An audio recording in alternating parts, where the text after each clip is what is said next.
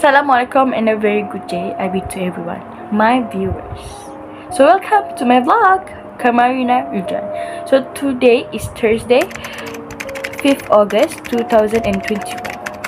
For my vlog today, I have found and read one article which had the engaging topic that relate to us, something that near to us. So stay tuned to know more about this topic of article. So today's topic that I want to share to all of you is about the diet soft drinks.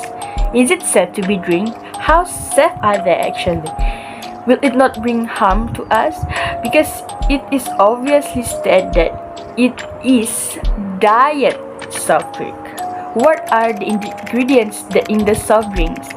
All of the questions that stuck in your mind that you feel very curious about it will be answered after this by me. Are you ready, people? You have to be ready because it will be a quite interesting session with me. So stay tuned. So diet soft drinks. For your information, it is commonly accepted that people with diabetes especially can drink artificial sweetened soft drink, which is diet soda. But then to most people without risk of raising their blood glucose level, so they can drink the diet soda without risking their raising their blood glucose level. This belief was stated by the American Dietetic Association that diet soda was categorized as a free food. But the meaning of free food here is not the food that we can take without paying it or costless. But it means that diet soda is actually contains less than 20 calories and 5 grams of carbohydrate per serving. Such a good information here. Because of this belief, most of the people, especially the one with diabetes, drink diet soda. They want to drink diet soda. They not feel feared of taking diet soda. But then, this belief was contradicting to few studies. Although the diet sodas do not directly raise the blood glucose level, but these few recent studies have concluded that people who consume the diet soda daily will have a higher risk of developing type 2 diabetes, as well as metabolic syndrome. Metabolic syndrome here is a term that used to describe the combination of high blood pressure, abnormal blood lipid, which is cholesterol and triglyceride levels, insulin resistance, and excess abdominal fat. So the other question here is, how could beverages so low in calories and carbohydrate increase the chance of developing type 2 diabetes and its related risk factors? Before we start more further to the topic about the type 2 diabetes and its risk factors, let me tell you about the types of sweeteners, because all the beverage and food products, including the diet sodas, are currently sweetened with a variety of types of low-calorie sweetener. There are 8 of sweeteners which are Saccharine, Aspartame, Sulfame potassium, Sucralose, Stevia, Neotame, Elitame, and Cyclamen. There are 8 types of sweeteners. Let's start with Saccharine first. It is one of the oldest artificial sweeteners and still in use and has been on the market since 1977. Although the use of saccharine has declined somewhat during past 20 years, but it's still being used along with the aspartame to sweeten the popular diet soda. Next is aspartame. This sweetener has been used since 1981 and it is 200 times sweeter than sugar. and it is widely used in sodas and snack foods like Diet Coke, Coke Zero Sugar, and Fanta Zero. That is aspartame. Third famous sweetener is S-sulfame potassium, or often called as S-sulfame K. It is about 180 times sweeter than sugar, lower than saccharin, different little bit than saccharins, and it has a slightly bitter aftertaste. Because of that, this kind of sweetener is usually blended with other sweeteners for use in beverages and foods, because it has a slightly bitter aftertaste. Other than that, the third sweetener is sucralose. Sucralose is a sweetener that has been used since 1998, and it is about 600 times sweeter than sugar. This sweetener does not break down when heated. It will not easily break down when heated. Okay, next is stevia. Stevia is also a sweetener, but it is not synthetically produced like other sweeteners listed. It is derived from the leaves of Stevia rebaudiana, which is an herb that grown in Brazil and Paraguay that relate to daisy plant. This sweetener recognized by the FDA, which is Food and Drugs Administration, as safe for use in foods and beverages.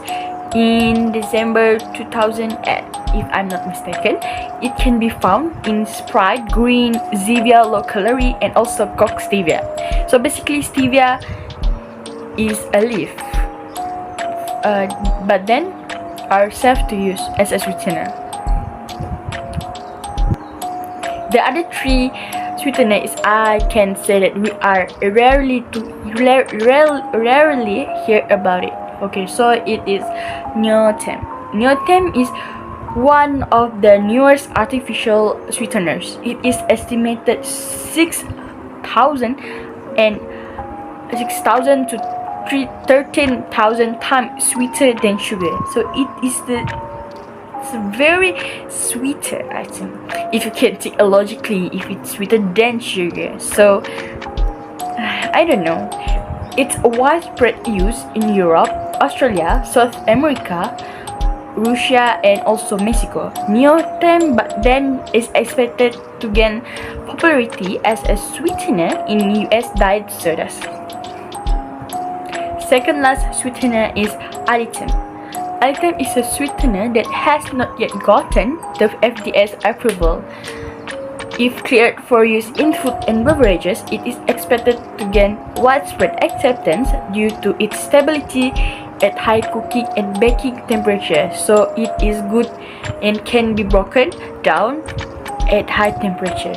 But then it still not get the approval from FDA. So we cannot say that it is safe or not, because still don't get the approval from FDA. Okay, lastly is Cyclamen.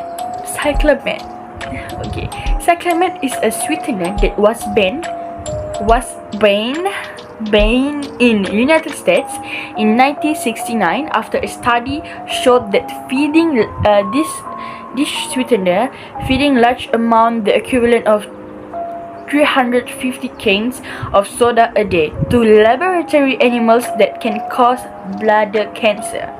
So I think Cyclamen is kind of dangerous here. If what I read from the article, because it can cause bladder cancer. So that are the 8 type of sweetener. And then in addition, let's move to FDA.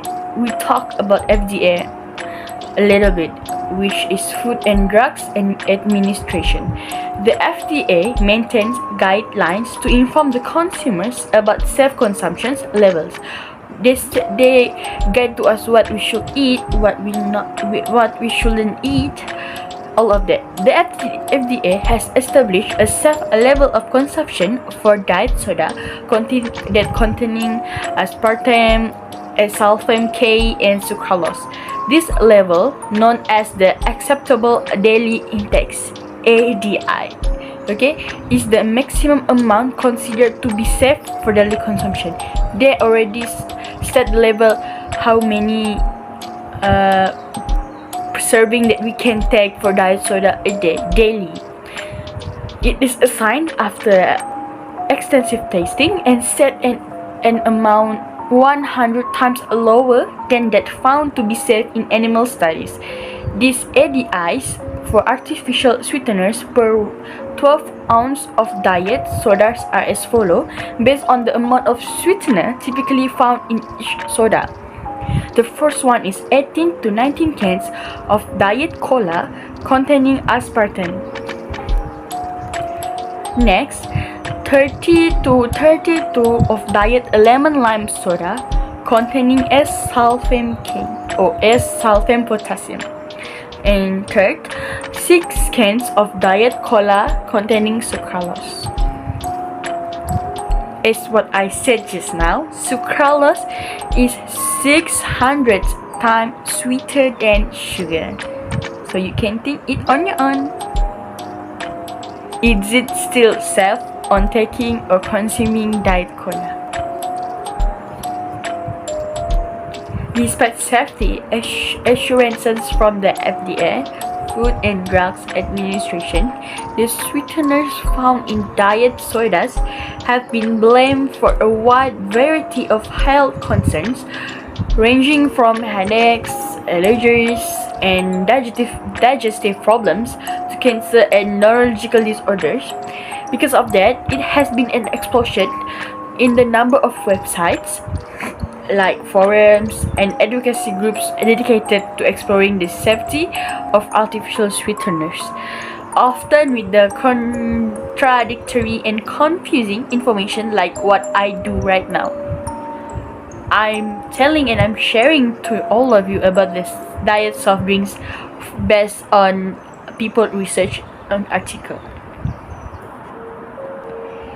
Okay, I will continue speak or talk about sweetener specifics before we talk about the disease that are popular with diabetes that relate to sweetener on diet soda. I'm sorry. Okay, very little known that people less knowledge about the ways in which different low-calorie sweeteners that might affect the glucose control and weight management. And some research also has shown that saturating aspartame and Aspartame K may increase the appetite before we eat. But the findings are still not conclusive. Studies are also beginning to suggest that each sweetener could produce unique effects in the body. Depends on the people itself. Okay, first we will start talking about aspartame. As we all know, aspartame has long been among the most controversial of artificial sweeteners. We know about it. Different from the Cyclamen, the other three less sugar that I talked about just now. There is continuing debate about this aspartame both in the scientific community and also among consumers, the one that consume this kind of sweeteners, about its safety. It has examined the role of aspartame in blood glucose control. A research found that people with diabetes who drink 1 or more servings of aspartame sweetened soda a day tended to have a higher level and indicator of long-term blood glucose control than those who didn't. So here we can say that aspartame actually affect the level of blood glucose. Other than that, another study showed that sucralose stimulated the release of a hormone in the digestive tract known as GLP-1. This hormone actually helps the body to regulate signals of hunger and fullness, or satiety. It means here is it will affecting our appetite. Thus, it may be possible that the various artificial sweeteners in diet soda affect hunger and satiety in very different ways. And lastly, as we all know, much attention has been given recently to stevia. What I said just now, stevia is kind of a leaf from specific kind of plant, and one of the newer sweeteners used in soft drinks. Stevia is one of the newer sweeteners that used in our food or soft drinks. Then stevia is unique among low-calorie sweeteners in claiming that it may help regulate our blood glucose. Although some studies have shown a favorable effect of stevia on blood glucose control as well as on blood pressure. So here it is good on blood glucose and also blood pressure. The overall results have been inconclusive. While the highly purified stevia extracts now being sold in beverages and single-serving packets appear to have a very low potential for toxicity or adverse reactions. Stevia in its natural form may cause headaches, dizziness, and diarrhea in some people. Certain people will face that kind of disease, I can say about it, or reactions, because consuming a large amount of whole leaf or less purified extracts of stevia may also can cause interactions with insulin or with the blood pressure medicine. People who take this drug should therefore be cautious when consuming such stevia products, currently only sold only as dietary supplements, and probably limit their intake to modest amount. That is specific sharings about this kind of specific sweetener. Okay, after it's very clear about the type of sweetener that might be contained in the sweet drinks, diet soft drink that we take, the aspartame, the stevia, the sucralose. Then let's us move and talk about the effect or disease that we can have because of drinking diet soda. Okay. First is type 2 diabetes risk. Okay, there is a large national study that had been completed in 2007 that showed that people who drank one or more servings of diet soda each day had a risk of developing type 2 diabetes 67% greater than those who did not drink diet soda. Although no clear role for diet soda here in the development of diabetes was found in the study, the researchers suggested that the drinking sugar-free soda might have indirect effect on diabetes risk by leading to weight gain or by affecting the action of their insulin, because the possible effects of diet soda on weight gain are discussed. Next is kidney disease. Next disease is about kidney.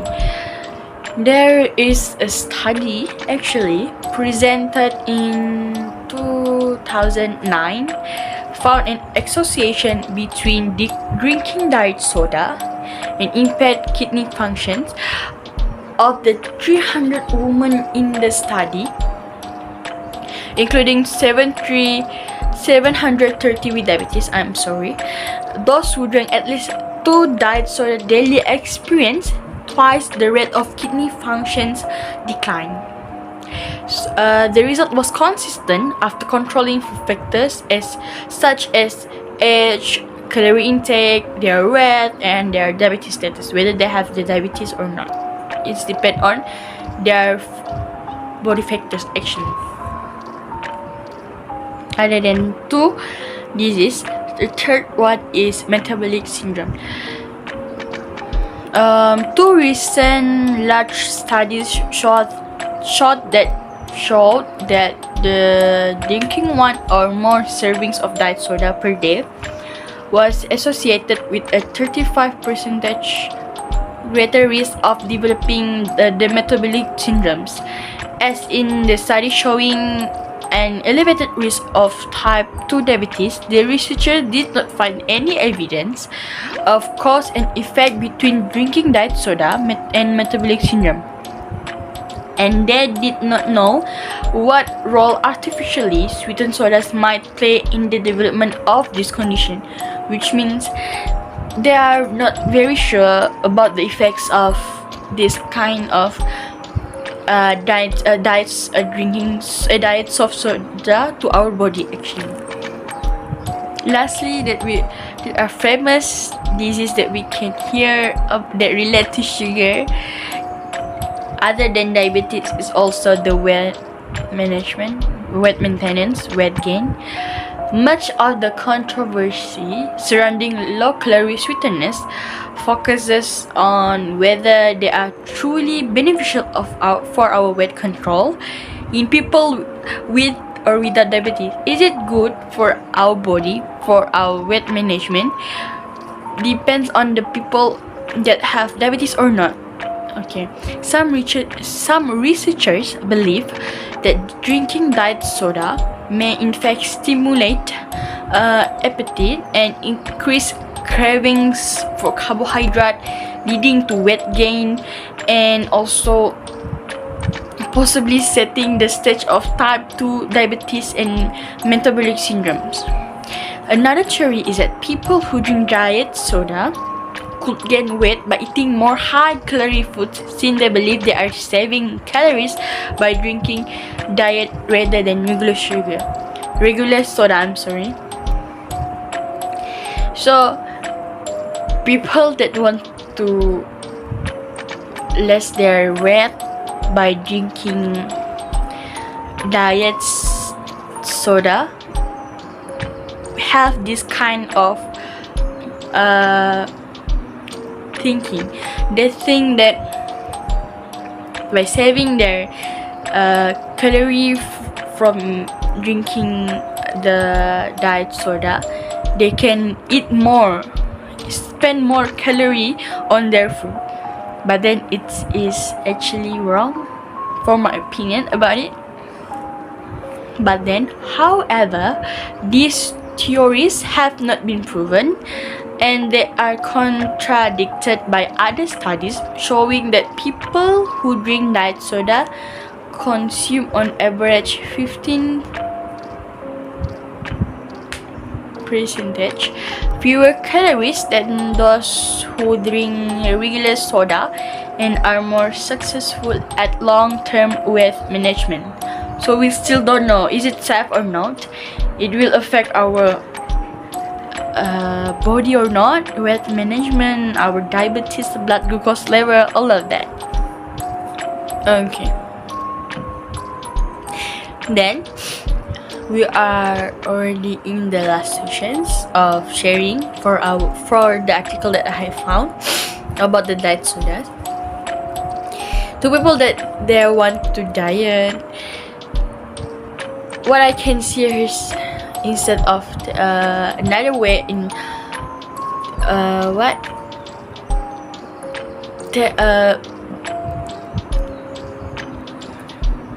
taking good of what they eat, protecting what they eat, I can say they also can do some exercises to be more healthy, other than we see we take good care of what we eat, we also can do some exercises, especially when we are on our PKP right now, our situation right now. All of us know about that. Then we have more time to do exercise, some activity, just light activity like skipping, maybe some dancing. This kind of the suggestions for the one that want to lose their weight, instead of just taking good care about what they eat. And also there are some suggestions for creating flavorful but low-calorie drinks that contain little or no artificial sweeteners. So you guys can try it at your home, because the ingredients is easily that we can easily find in our refrigerator. Okay, first is we can dilute our favorite diet soda like Coke Stevia with Setzler to decrease the amount of artificial sweetener that we consume. So here, this suggestion is we want to decrease this amount of artificial sweetener that we consume, because this artificial sweetener is sometimes have more percentage sweeter than the real sugar. Okay, second is we can add small amounts of fruit juice or cider to plain water or Setzler for a lightly flavored drink. We can do that. Add small of fruit juice like lemon, lime, that kind of fruit juice, or set to a plain water to make it lightly flavored drink. Although it's just a simple plain water, but then if you add some fruit juice, then it will be a lightly flavored drinks. It's good for our intaking our blood glucose level. Okay, like what I said just now, try the flavored Setzler garnish with a wedge of lemon, lime, and orange, these kinds of fruit. And lastly, add slightly crushed fresh mint to iced herbal tea. We can search for iced herbal tea, and then we can slightly crush the fresh mint on top of the water. It will be good. Trust me, I already try it at my own, and it's very good. It will make us feel more refreshing. It's good. Okay, you can try it on yourself. And also, I forgot about it. For a refreshing drink, if you want to do some refreshing drinks, we can place 1 cup of peeled seeded cucumber and 1/4 cup of honeydew melon in a juicer or blender or food processor and puree. We can and then combine the puree with the 1 cup of peeled seeded cucumber. It will feel very good, but I have not tasted it yet. But then I already asked my friends to do it, and they said that it was very refreshing. So you can try it. Don't be afraid. Try something new. But then the important here is we not use the artificial sweeteners here. So don't worry. Okay, I think this all from me for my vlog today. It is enough, I think. If you have another questions or another suggestions for what I need to do for my vlog, you can comment below. And for those that that not yet subscribe me, you can subscribe me. Don't forget to subscribe me. And if you like this video, you can like it, and don't forget and wait for my another content. Thank you. Bye.